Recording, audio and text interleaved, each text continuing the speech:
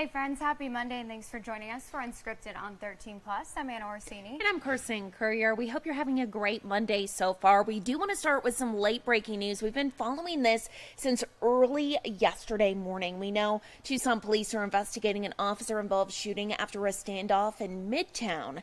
Now, this all started yesterday morning when officers say they were looking for a suspect wanted on felony domestic charges. When they found him, he barricaded himself inside the home on Ritchie Boulevard north of Fort Lowell Road. That's when SWAT was called to the scene, and as they were switching out patrols, the suspect began to shoot at police. Police say SWAT shot back in return. Neither the suspect nor officers were hurt. Now, the suspect did refuse to come out of the home for several hours after that and stopped communicating with police. SWAT eventually managed to gain access to that home through a breach in the wall, and they were able to see the suspect, who at this point was still armed. As they tried to communicate with him, the suspect ultimately shot himself. Officers did begin to render aid. The suspect was taken to the hospital with life-threatening injuries. Right now, the Pima Regional Critical Incident Team is investigating. We're told the lead agency on this is the Pima County Sheriff's Department. So, of course, we're continuing to follow this throughout the day. And as soon as we get any more information, any new information, we will update you both on air and online. Now to a developing story that we've been talking about for a couple of days now. Some good news. We know that the Avra Valley teen who went missing from her family's home has been found safe in Virginia and is being reunited with her family. And this morning we are now hearing from the parents as they thank the community for coming together and helping with the search. In a social media post, her parents said in part, quote, "Thank you to our friends and family and our community. It was the most amazing and heartwarming thing we've ever seen. You all don't know how dear to our hearts everyone is to us. We will keep you updated as we know more. We know she is safe," end quote. Now, as we've reported, that teen went missing from her family's home early Wednesday morning in the Marana area. Over the past few days, the Pima County Sheriff's Department has been searching along with friends, family, community members, just really all reaching out, trying to help over the past few days. Now, right now, we are working to learn more, especially how that teenager got to Virginia and if they were traveling with anybody at that time. Again, this investigation is still ongoing, so be sure that you stay with us both on air and online for the very latest on that. And in some more news here at home, take a look at this. We are officially 1 week away from Arizona's presidential preference election. There are a couple of important deadlines you need to know about for the days ahead. So if you haven't sent in your vote by mail ballot yet, it is recommended that you do so by tomorrow, March 12th. Now, this Friday, the 15th, is last day to vote early in person. There will be sites open for emergency voting on both Saturday and then a week from today, so next Monday, March 18th. Arizona's presidential preference election will then be held the following days, so a week and a day from today. That is Tuesday, March 19th. And taking a live look outside here on your Monday. Conditions looking a little cloudy out there, seeing some breezy conditions as well, it looks like, but beautiful weekend that we had over the weekend, staying with those warmer temperatures to start off your week. So we do want to bring in 13 First Alert meteorologist Mallory Schnell, looking at our week ahead. More sunshine, more warm temperatures, and then kind of changing up at the end of the week. Right, so similar to last week where we started off very nice. By Thursday, Friday, those rain chances return. That's going to kind of be the case this week as well. Okay. So this morning, really the big thing that we're watching, as you mentioned, some high clouds filtering into the area. That's what those are called. I was like, cloudy. Clouds. Yeah, and it's going to look quite a bit more cloudy up on Mount Bigelow compared to here at the surface, but taking that 4-panel look across the Tucson metro this morning, high clouds continuing to stream in from the southwest, but temperatures still warming up nicely. We're all sitting in the 50s at this hour, low 50s in Wilcox, mid 50s in Nogales, Tucson, and Safford, upper 50s in Marana at this hour. But your latest satellite and radar showing that cloud cover that is filtering in from the west and southwest. So that's about the only downside of today's forecast. Some of that filtered sunshine rather than the blue sky, but your chances for rain do hold off until we head into Thursday and Friday. So no rain chances Monday, Tuesday, Wednesday. Our pattern does start to change Thursday, lingering into Friday, and we could have a spotty chance into this weekend. Still a big question mark there, so stay tuned as we do fine-tune that forecast. But for today, temperatures running a couple of degrees warmer than yesterday, a couple of degrees above normal. Low 70s in Nogales, mid 70s in Green Valley and San Manuel, 77 your forecast high in Tucson, and today in Cochise County, also a nice one, 68 in Bisbee, low 70s in Wilcox and Sierra Vista, 74 degrees in Douglas. Now, pollen forecast. I know a lot of people are struggling with this. It is high, of course. Big surprise there. Today, tomorrow, Wednesday, Thursday, medium, high on Friday. Maybe some of that rain will help things out. Short-lived, but then, of course, that does just pick back up this time of year. So keep that in mind. I know some kids are on spring break this week. Maybe you're spending a lot of time outdoors. It's going to be nice, especially Monday, Tuesday, and Wednesday with those highs in the 70s. And then once again, there's that pattern change Thursday and Friday. I'll keep a spotty shower chance for now, Saturday and Sunday. Of course, watching that closely. St. Patrick's Day is on Sunday, but a bit cooler Thursday, Friday, and Saturday in the 60s. So no 80s in the 7-day forecast. We're doing pretty well with the heat so far this year. So we'll see kind of how long that holds up because we know what's around the corner. I was going to say, Mallory, is it typical that we see an 80-degree day by now? By now, definitely. And we've had 2 this year. We had one in January and one in February, but none in March so far. So we'll see how long this streak lasts, but it's nice while it's here. I was going to say, I'm not complaining. Right. It's been great. Yeah. Perfect. Okay, thank you, Mallory. Of We course. appreciate it. Thank you. Well, something else that we've been talking a lot about recently has been colorectal cancer awareness. It's because this month is actually Colorectal Cancer Awareness Month, and it's one of the most common cancers. The American Cancer Society estimates that more than 152,000 people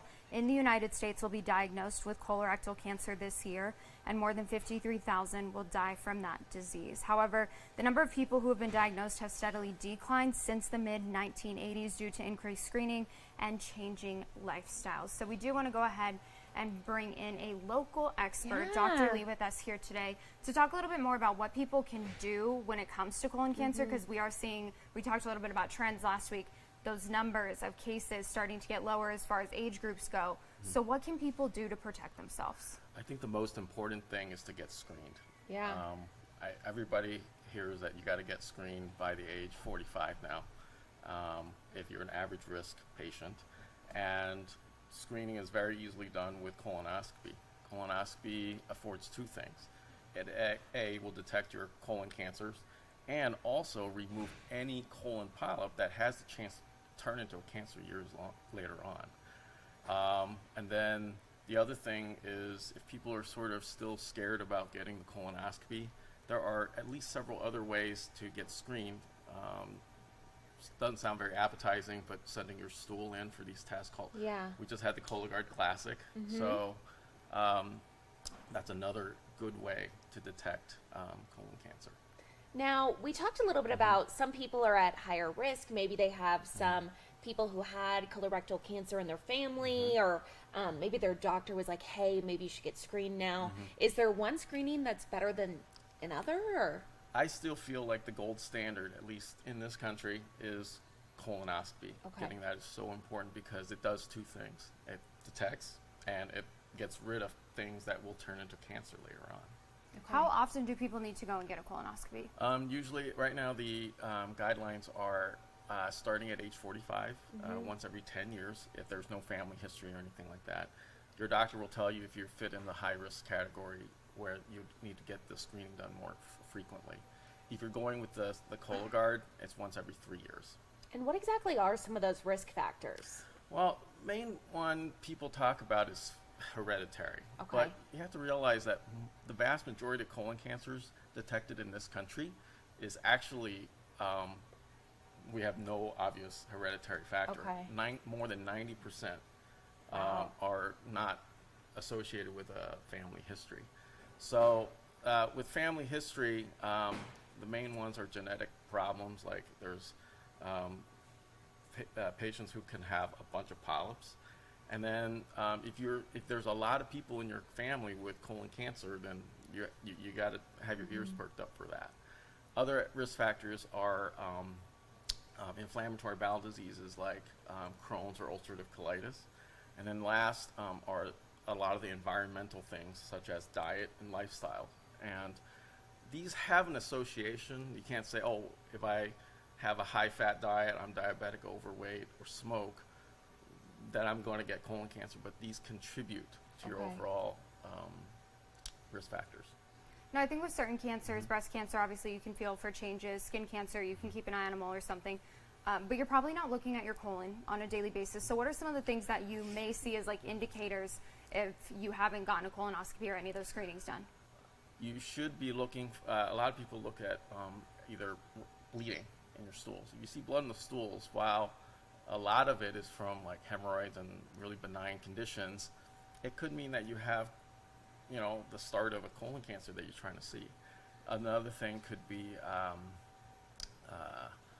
changes in your bowel habits. If you're normally very regular, and then all of a sudden you're having all this diarrhea, and it's not because you just had a really bad food the day before, but those type of things are also very non-specific. While non-specific, could clue you into maybe you need to get checked out.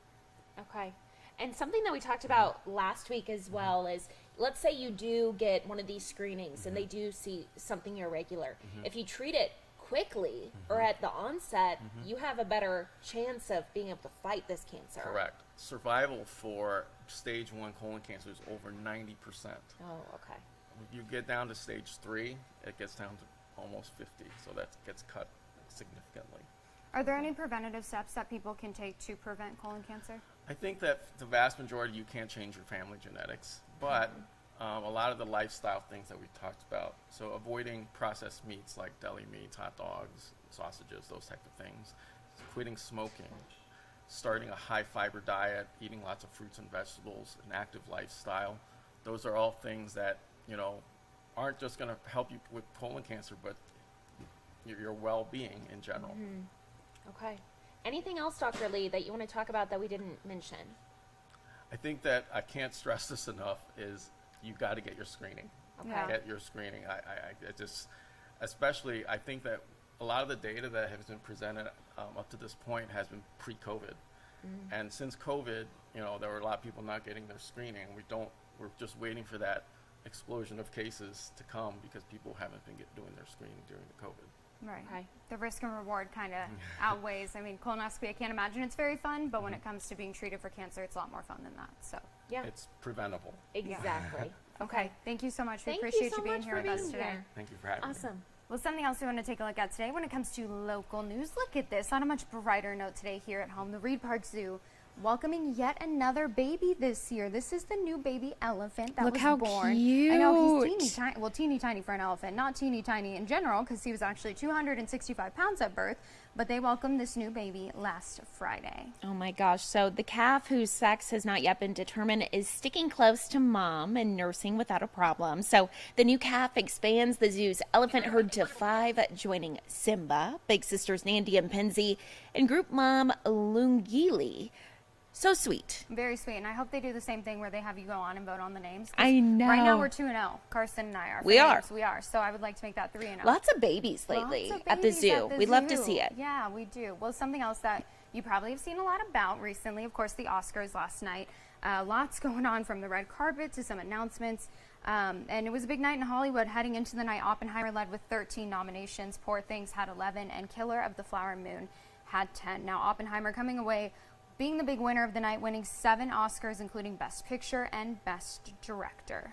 And Poor Things had the second most wins with 4 total, including Best Actress for Emma Stone. I don't know if any of you saw her announcement speech. It was so sweet and so just genuine. Yeah, I'm good. Yeah, It was I didn't awesome. see it. I'll have to look. Oh no, it was really good. You could tell she was honestly just so shocked. So shocked. I would be too. She was like, wait, what? Did this really happen? And y'all One are thing looking I at the did screen. see, Look at yeah, this. John Cena. Oh What are we my. doing here? We're not wearing anything at all. So It's he true. came out to the stage quite literally wearing the envelope for costume design last night. He said that he was paying tribute to a 1974 incident when a man ran naked behind the host David Niven and as he was introducing Elizabeth Taylor. So good news is that he wasn't actually naked. He did have some undergarments on, which they showed backstage. But yeah, I think a lot of people at home kind of just anxiously waiting to see if that card slipped. But it didn't. Good news. I mean, I wasn't one of those. I wasn't watching the Oscars live. But yeah, one of the many things that happened last It was night. funny. Oh my goodness. Well,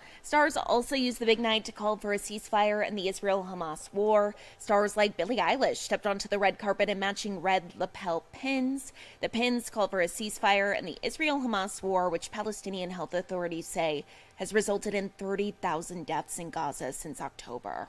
A group of over 400 celebrities have joined Artists for Ceasefire. That's a campaign that published a letter in late October urging Congress and the president to call for an immediate ceasefire in Gaza and Israel. In a press statement, Artists for Ceasefire said, quote, "The pin symbolizes collective support for an immediate and permanent ceasefire, the release of all the hostages, and for the urgent delivery of humanitarian aid to civilians in Gaza." And some other stars, just kind of embracing the moment and being able to announce some exciting things. You can see Vanessa Hudgens here announcing her pregnancy, and as you can see, she's pretty far along. Really far along. She got married actually in December, I believe, and so I'm assuming that she was pregnant at the time of her wedding. She married Cole Tucker, who's a shortstop who signed with the Seattle Mariners in the off season, but she just looks Look wonderful. at her. She She's looks so glowing. happy too. Yeah, I love this moment for her. I do too. I know. She's So like, all of our generation is like High School Musical. There she is. All honestly, grown up. though, that's really what kind of made her the big star she is today. I know, very, very sweet. So we love seeing baby bumps. Yeah, on the we red love to carpet. see it. A big congratulations to her. Now, something that people will not stop talking about today, and I know I've been all over it on Twitter, Anna has. this photo scandal. Oh my goodness. So a lot of questions after it was said that Kate Middleton got surgery, some abdominal surgery, back in January, and people kind of talking online saying like, we haven't really seen her, what's going on? And so then this picture was posted on social media sites saying, Happy Mother's Day to all the moms out in the UK. But a lot of people have now gone in, and you can see the circled spot, saying that this photo was AI generated and it's not an actual photo that was taken recently of Kate Middleton and, of course, with her children. So Exactly. So a lot of questions here. A lot of news organizations actually printed this photo and then took it back down, saying it was against their standards. They could tell obviously that it has been edited by either artificial intelligence or another individual. As Anna mentioned, Kate Middleton actually came out saying that she was experimenting with editing and that she's an amateur photographer, and everyone kind of has done that before, but a lot of other people saying, I don't know, this is a little sketchy. So you can see the two different areas that are circled here. A lot of people talking about Charlotte's hand not really matching up with her sleeve. Also, if you see to the left, kind of in between those two circles, Charlotte's skirt is just awkwardly floating. You can see the little... yeah, awkwardly situated. Yeah, so I actually, Anna told me to go to Twitter or X, so of course I did. Yeah, as one does. And a lot of people are saying that all of her children had on similar outfits earlier in November at a benefit that they all attended, and they believe that this photo was from then, and they just kind of changed the color of the clothing. Which is But fine if she wants to post an old picture for Mother's Day. That's totally fine, but I think Yeah. the thing was acting like it was more recent. and a lot of people also pointing to in the background, you can see the leaves on the trees, and people saying like this time of the year the trees don't have leaves on them. I don't know. It's a whole rabbit hole that you can It go really down. is. Let us Honestly, know, I don't know though. what to think. Weigh in on the comments. Let us know if you think that this is a real photo, if you think that it was an editing mistake, if you think it was AI, what exactly is happening here. What do you think? I I think the whole thing is fake. I don't know. The thing is, editing mistakes do happen because I look for them in people's photos. Look at and Anna. It's easy for them to happen, but I just don't believe that Kate Middleton would be editing her own photos. Like, Oh, just I don't think see she her did it. there. But she said that she was editing. That was her, like, I think that's her excuse. I Right. don't think that's what happened. and I don't either because, like, I just don't. You have people for that. You have a whole team Well, for that. because it was released by Kensington Palace to celebrate Mother's Day in the UK. I mean, if I was her, I wouldn't be editing my own photos. I have people to do that. I don't know. And reading from the AP in this long article, we also have that posted, I believe, on our website, KOLD.com. The Kensington Palace said that she wouldn't be kind of back out talking to people until, like, I think a couple more weeks. So it's not like she's saying, like, hey, I'm out, like you kind of mentioned, taking pictures with my kids and celebrating Mother's Day. It's just weird. I don't know. I mean, I think she's still recovering. we do know that's a family that loves a good cover-up. So that's really all I have to say about that. Let us know what you think, though. Yeah, weigh in Everyone on is the talking comments. about this in social media. You cannot get away from it on social media today. Well, taking a live look outside one more time in those high clouds, as Mallory said out there today, offering us a nice bit of shade, but it is going to be on the warmer side, 77 degrees, and then hopefully some storms making their way in by the end of this week. Absolutely. So get out there and enjoy it. Definitely going to be one of the warmest days this week. And then hopefully some rain, some showers on Thursday and Friday. So Mallory Schnell will keep watching it for you. But as we mentioned, get out there, maybe go on a walk, get outside. And thank you all so much for watching this. I always want to say episode. This episode, it can't be an episode. It can be an It's a episode series. of Unscripted on 13 Plus. Tune in tomorrow morning at 9:30 for everything you need to know.